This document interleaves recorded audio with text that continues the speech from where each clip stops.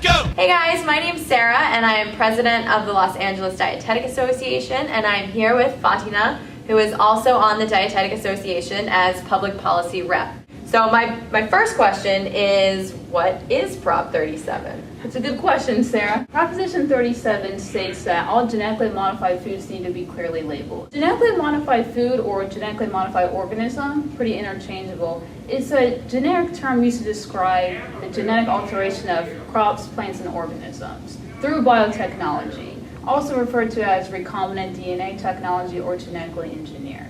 Okay. So they decided to do this because farmers wanted to create crops that are resistant to pesticides so they can spend less money on chemical pesticides. Also to help crops grow in cold weather, and even fortifying the crops with like rice and vitamin A. You'll see that more common in like third world countries where there's more malnutrition prevalent. So one of the most common questions that I receive and questions that I have are the health impact that GMO foods have. Is there one? Is there a negative one? Or are they harmless? What's the research say?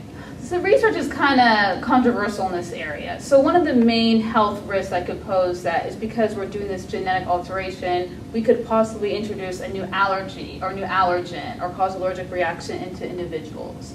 There's very limited long-term studies that are studying the effects of genetically modified foods on human health consumption. The studies that are out there, a lot of people say they're flawed. But according to the World Health Organization, all the genetically modified foods that are on the current market have passed risk assessment and pose no adverse health effects at this time. That's very interesting. Why are people against Prop 37? Main people that are against Prop 37 are farmers and food companies. They say that if we pass this, then now there's going to be a huge increase in the cost of food because now they need to spend more money on the labeling, and also too, they need to find alternative methods to produce non-genetically modified food. And also with this proposition, anyone who suspects that someone's violating this prop, we have the right to sue without any evidence. So now that there's a litigation component too, people can file a lot of court cases, and this can potentially increase the cost of courts. So how can I make my voice heard about my opinion on Prop 37? Okay, well this year election day is Tuesday, November 6th, so go to the polls, and if you vote yes on Prop 37, that means you want genetically modified foods to be labeled. Okay, if you vote no, that means you do not want them to be labeled.